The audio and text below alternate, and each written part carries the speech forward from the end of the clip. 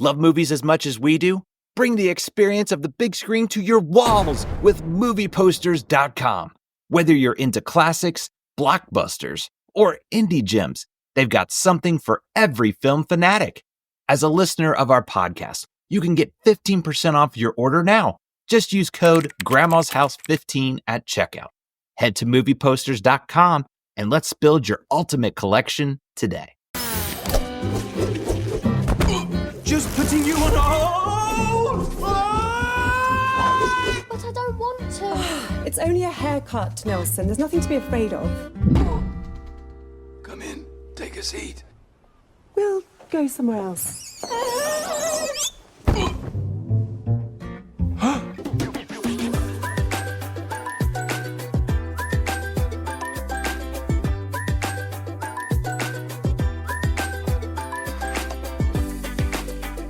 Hello. Please come in. There's some fresh cookies in the cookie jar. There's a pitcher of Kool-Aid on the counter. Have a seat. We'll put a movie on for you. This is Movies at Grandma's House, where we look at movies from the past to see if they're still good today. And I'm your host, Isaac. You don't have to tell me about hard stares. I practically invented them.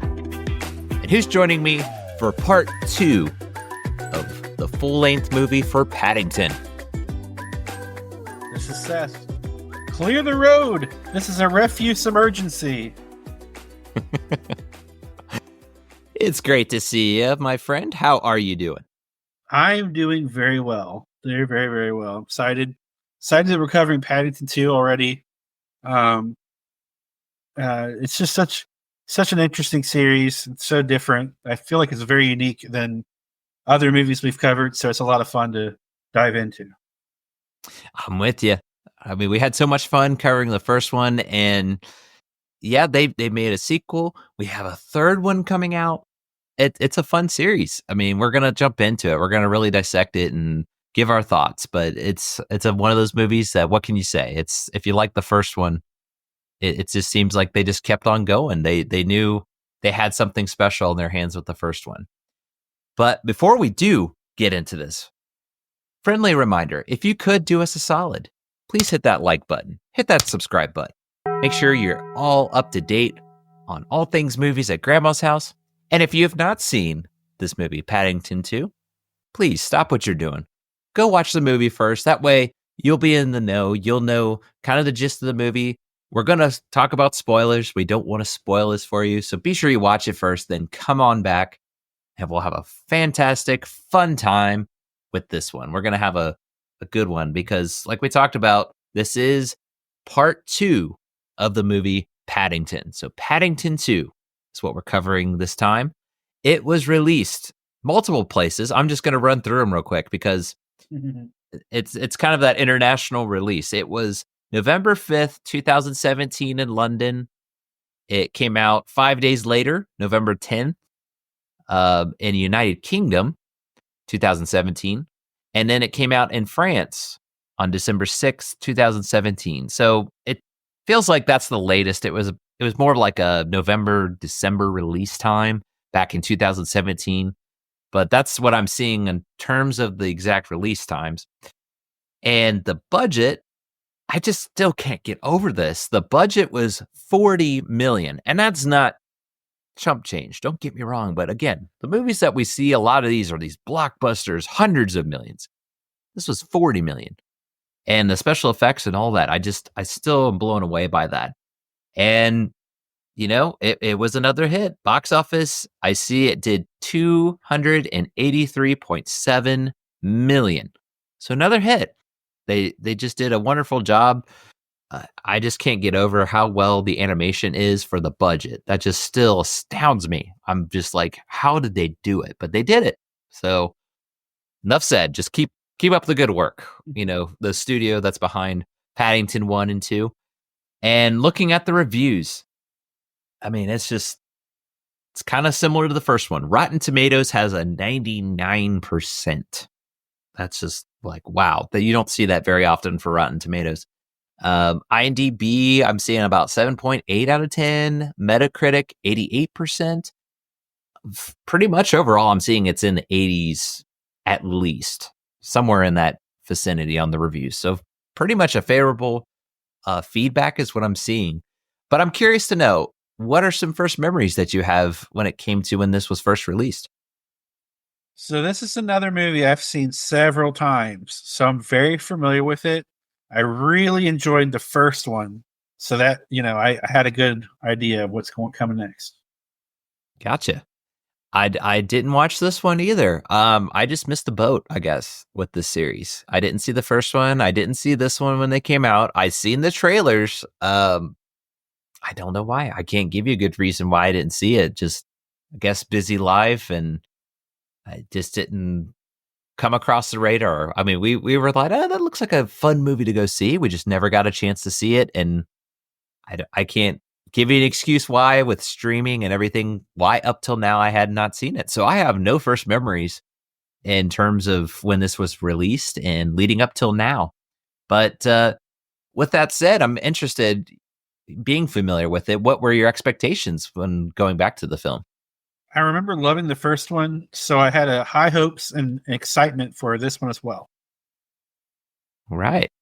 I had the same thoughts. That's exactly how I would word it. I enjoyed going through the first one, just being, I don't know, just having an enjoyable time with the first one. And I thought, oh, there's a second one. It was kind of that, yay, there's more. I get to enjoy this some more. So I was like, I'm just going to kick back and have fun like I did with the first one. Hopefully it's as good as the first one, but,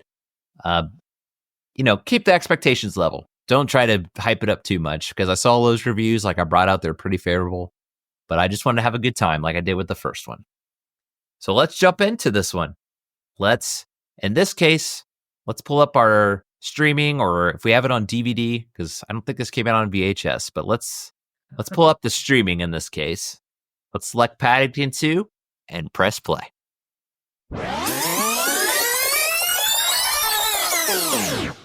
Paddington desperately wants to get a gift for his Aunt Lucy.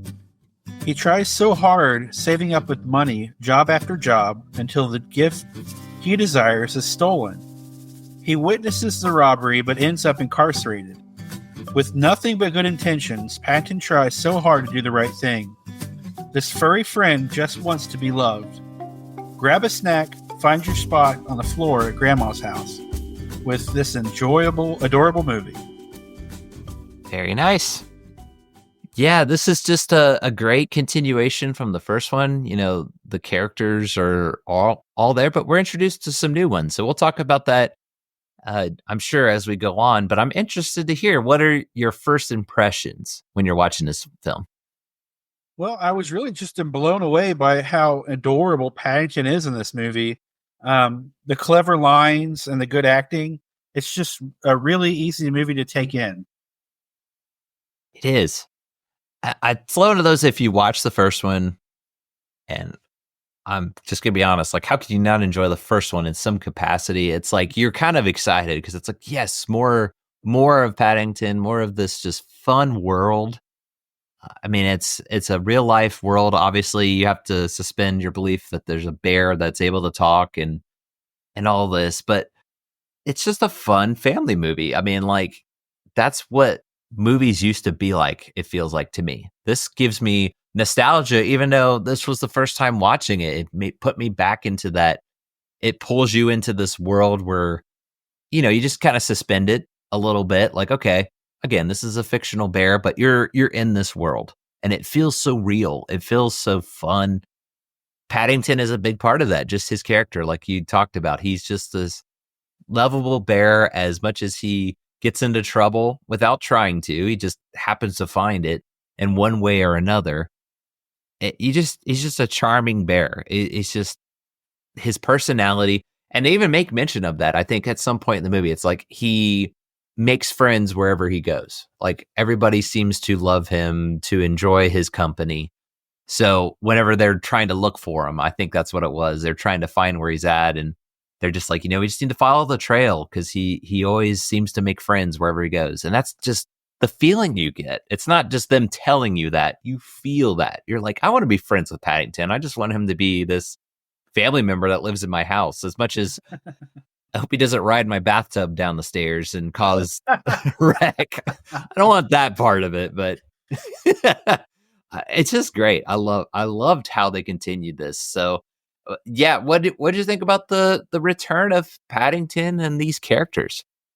So I thought that the storyline moved really quickly. Like if you blink and you miss several plot points.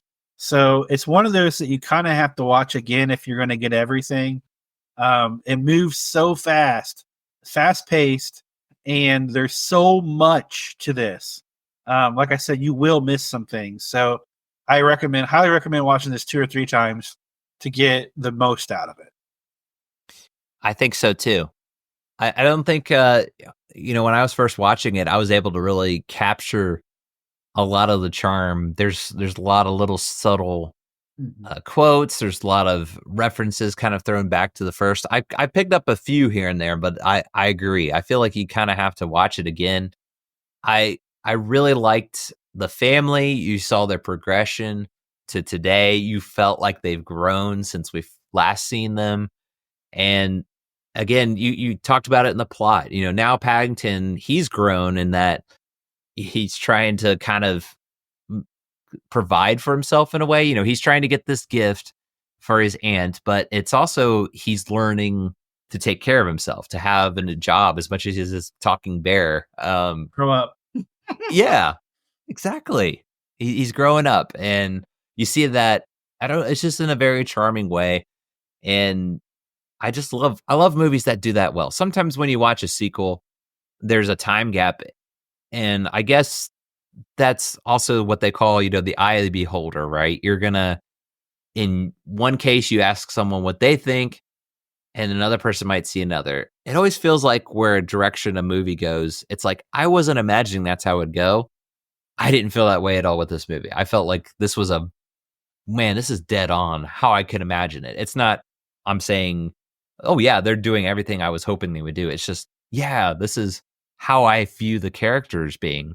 And it still surprises you. It's still keeping it fresh, but I just can't commend them enough. I think the writing is just so top notch when it comes to these movies. I mean, we're in the second one. There's a third one coming out. I'm interested to see if that continues, but I just can't commend enough. The writing, the characters, how they're portrayed, it's so solid, so well done.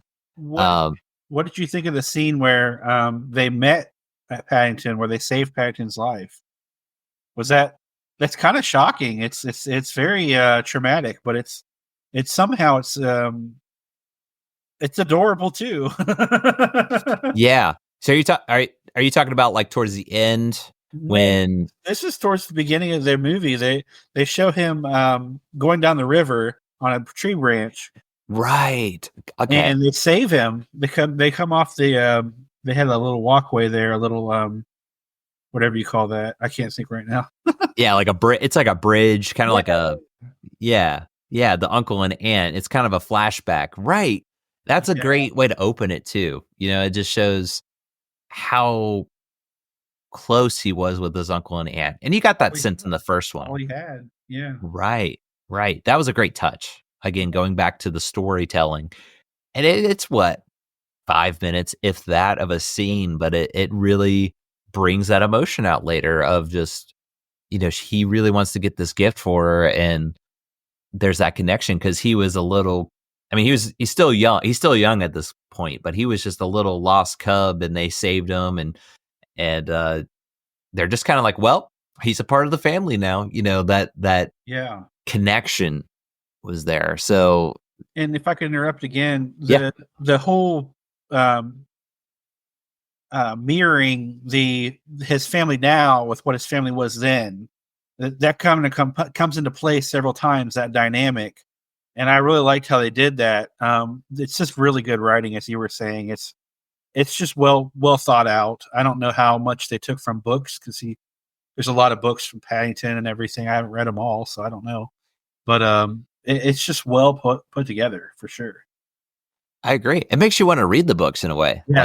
You see how good the writing is. It's like, it does kind of question that. I'm not going to, like I said, I didn't see these movies when they were first released. I've maybe seen glances of like the TV show here and there. There was I think a couple of them there older and in like late 90s, but I can't tell you much about it. But this is it's a really positive, like I almost want to know more, like what source material they used, because I'm sure they based a lot of it, but I'm going to still give them a lot of credit. Like, you still got to, even if you have the best source material, you still need to put it on screen and be able to tell a fun story that captivates people. And I think they did that with the first one and with this one. They just know how to tell a story. I can't say that enough. And the characters are a big part of that. What do you think about the new characters? So, we have the family and some of the neighbors, but we also have kind of a new baddie in town, Hugh Grant and others. What did you think of the new characters? Of course, Paddington steals the show, but Hugh Grant is wonderful as the villain. I mean, he knows not to go too far over the top, but he knows where the line is. And he plays it really well. And I'll get back to that later on with fun facts as well. But the family was great. I just love what's amazing about this is a fictional bear, but the family makes it feel so real. Right. I really have emotion towards this bear, and that's good acting on their part. I mean, there's no bear there. I hate to say it. I mean, wish it was. Like I said, I wish. Yeah. But yeah, that's good acting. And the family was just brilliant in this picture. Yeah. Yeah. I agree. Hugh Grant he plays the villain so well. And I have to say, as much as these villains are pretty bad, we talked about the first one as Nicole Kidman wanting to stuff him. Pretty dark when you think about it, but she plays this almost playful villain. She played that so well. Same thing with Hugh Grant. Yeah. His is more, he's wanting riches. There's this treasure he's trying to find. So he's willing to make Paddington take the fall for him stealing this pop-up book that is the roadmap, so to say, to this treasure. And he's like, I'm fine with that, so it's kind of playful, still very bad. Like, this person's a bad person, but I don't know how you do that, but I agree. Hugh Grant does a great job at that. And I mean, he doesn't steal the scenes away, because I do think Paddington is still the scene stealer, as much as you said he's not real. But when he's not there, it's like Hugh Grant definitely steals the scenes. He's definitely, if Paddington isn't there, I think he's kind of what shines about this movie. I love, as much as it's sad, Paddington, he's incarcerated, like you mentioned in the plot. That's a part of it. I love those scenes in the prison. I mean, what'd you think about those characters in the prison? All the characters were just so well pronounced. They had their different, personality about them, their different way, and they all portrayed, the soft side of the evil people. You know what I mean? Like, it was interesting. I don't know how to describe it. I really don't. It was just so well put together. Yeah. Who would have thought a prison would be so, like, charming, I guess. Is that the right word I'm looking for? It's so weird, but yeah. Well, what did you think about the little thing that said, what did it say? Like, about the prison, it said like home sweet prison or home. Yeah. Something like that. It was hysterical. Yeah. Like, the whole, like, inside thing is there's a cook called Knuckles, and everybody's afraid of him. They don't want to speak up about his cooking, but Paddington, just being the carefree character he is, he goes up, and that's a hilarious scene of him trying to ask for, better cooking and suggestions, and Paddington being, he doesn't mean anything, but he's spraying ketchup and mustard all over him, and people are freaking out and getting scared, and it turns to work out for the better, because he tastes his marmalade, and it just convinces him, like, okay, this is maybe something I should start serving.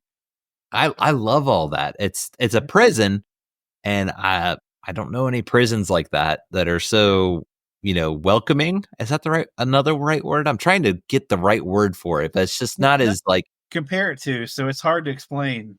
Yeah. But I don't know. I like that character of Knuckles. He's that intimidating. People are afraid of him, but he's almost that other teddy bear. What other way can you describe him?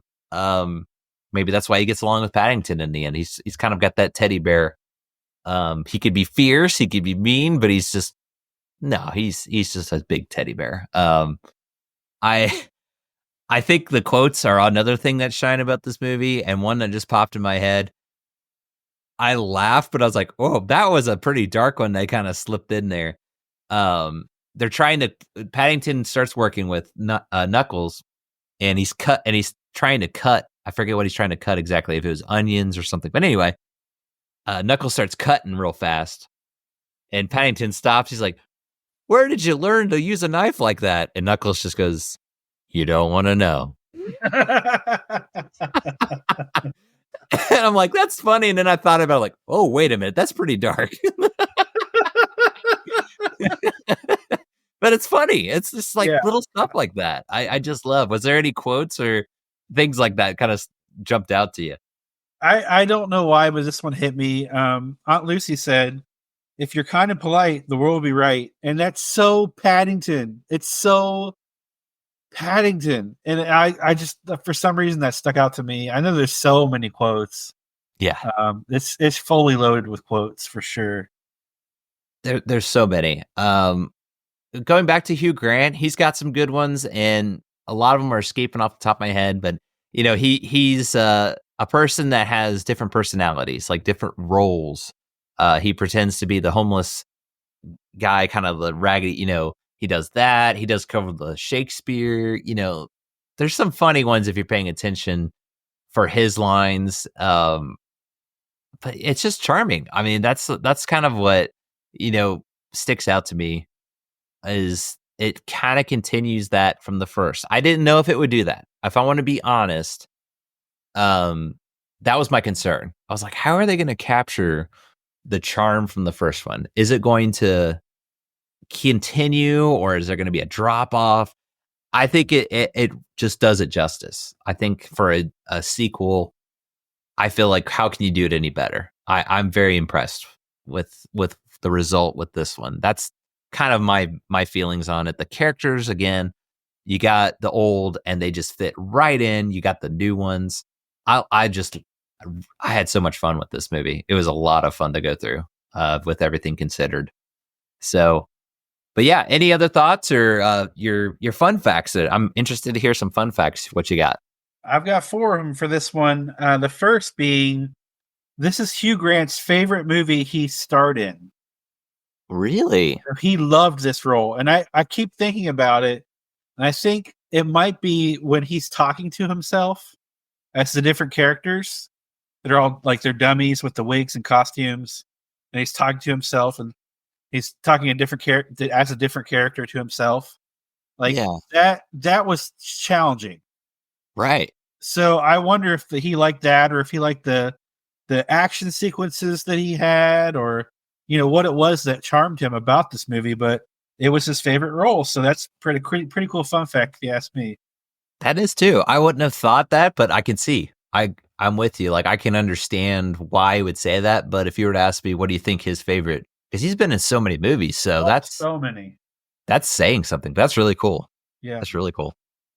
As of July 5th, 2020, this was the highest reviewed movie on Rotten Tomatoes. Wow. And now they did some research on it.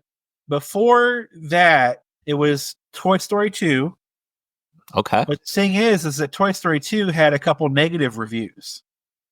This had 100% for years and years and years. Wow. And it finally got a couple negative reviews, and that's why it's not there now. You said it was 99%. Still 99. It's got staying power. It was 2017, right? That's impressive regardless. Yeah. I mean, so I just have to say it again. As of July 5th, 2020, this was the highest reviewed movie on Rotten Tomatoes. That's amazing. That is. I mean, it's you just don't see that very often on Rotten Tomatoes. So that really should speak volumes to you if you've never seen this movie. I mean, try to keep your expectations level, but I don't know. That is impressive. Not very. You're just not going to see that. No. Yeah. So I'll try to get through this without laughing. Okay. In the end credits, a newspaper clipping reveals that Knuckles McGinty has opened a tea room, which also displays the headline Knuckles Sandwiches.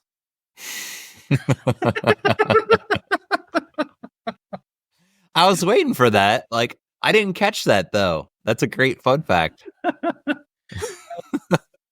The last one I've got for you, in the newspaper that Brendan Gleeson reads in the kitchen, has a headline that says Warden throws a party in county jail. The opening line from Jailhouse Rock by Elvis. Ah, there we go. Very nice. I like those little nods. Those are great. Well, I don't know. There's so much we could talk about more, but I think we've hit on so many good things about this film. I'm kind of getting curious though. We talked about the reviews, but specifically, let's hear someone. So, what kind of reviews are you seeing out there, Seth? So Trevor Womble said, "For once, in a sequel that doesn't disappoint, 9 out of 10." 9 out of 10. There you go. So right there, that's kind of the theme. 80, 90%, even across other sites.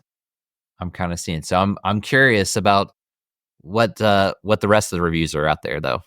I think this is another repeat offender. I think we had this a few movies ago. Okay. Hannah Jody said, "Stellar film for all the family, 10 out of 10." Wow. Yeah. What? Enough said.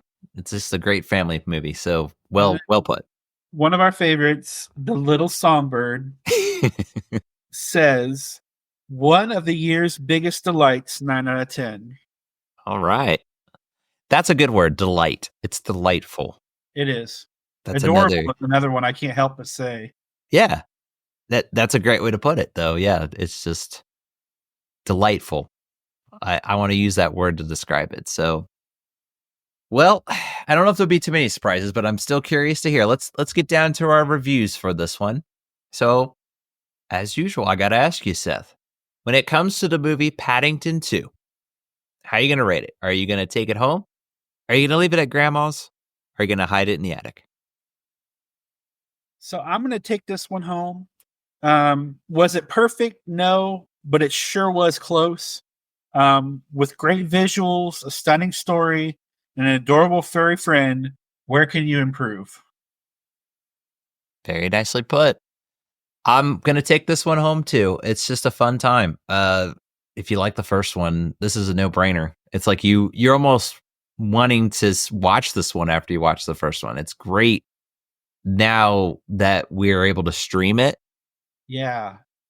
And so, if I add, right. This is the first movie I've said this about. If you can see it in 4K, it's worth it. I own it in 4K, and it's stunning. I mean, it's truly stunning. And that just speaks volumes to me. I'm glad you brought that out, because I was going to say I still cannot believe how good this movie looks. And going back to a $40 million budget. Yeah. Like, I think other studios need to take note. Like, this is how it's done, folks. This is how you do CGI. And like you said, is it perfect? No. I mean, it's not like, oh my goodness, this looks like a real bear. It's just that the way it's done, the way they convey the animation, it's so seamless and it fits into this world.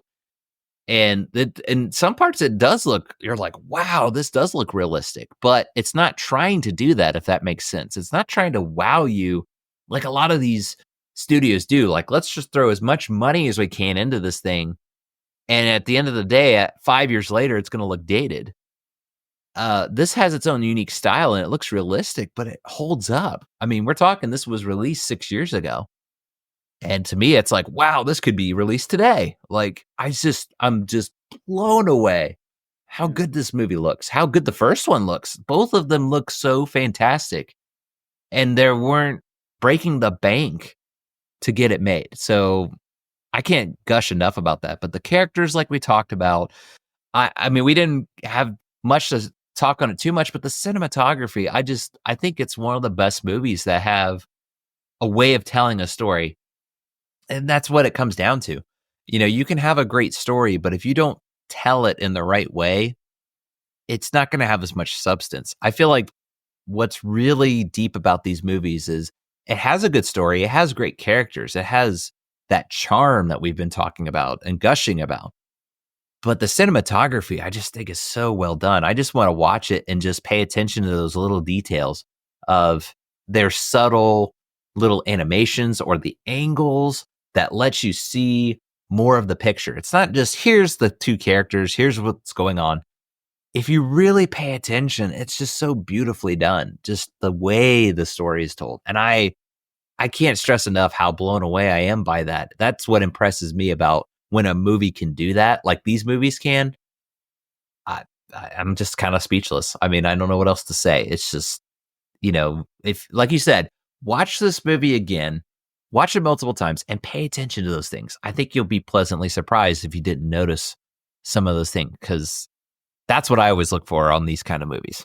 The exterior shots, the interior shots, the filters, the lighting, everything's just about perfect, and it makes for a good story. I mean, the story, you could watch this with not having anything happen and just be stunned by it. Right. That's a great point on it. I mean, it's you understand what's going on, but I mean, you're just kind of you're just brought right into the scene. You feel like you're there.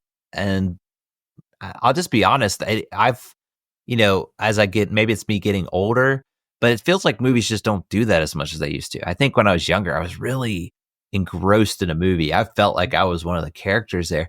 And I think maybe it's just because I'm older, maybe no disrespect to movies that when I'm watching, it's like, it wasn't bad. I just didn't feel like that. But that's why I say I almost had that nostalgia when I'm watching these movies. I feel like I'm a character again and I'm in that world. And I can't go on enough about it. Like that's all I can really say. It's just so well done. So, well, there you have it, folks. There's our take of Paddington 2. So, no surprises there. I think if you were listening and if you watched or listened to our review of the first movie, you probably saw this coming, especially seeing all the reviews out there. But there you have it. So, before we wrap things up, though, as usual, we want to make sure we let ones know where they connect with us. So, Seth, where can people find us? YouTube, Instagram, and Facebook. Like and subscribe. You can email us at moviesatgrandmashouse@gmail.com. And we are now on Patreon, so check us out, become a member, and that way you can stay up to date. There you have it, folks. So again, be sure you check us out on those platforms. Message us any memories you have, any suggestions also for the movies. We're looking forward to Paddington 3. So keep an eye out for that. We're obviously having a fun time covering these first two, but we're looking forward to number 3. If it's anything like these first two, I mean, I'm just looking forward to the ride. How about you? I think there's a new trailer out. It just looks amazing. I can't wait. Yes, we can't wait. We hope I'm sure you guys, if you're, watching these, listening to these, you're also looking forward to it as well. So we're just excited. We get to enjoy some more Paddington. What more can you say? But that's going to do it for now at Grandma's house. But don't worry, we will be back soon. So in the meantime, remember to be kind and rewind. We'll see you next time. Everybody.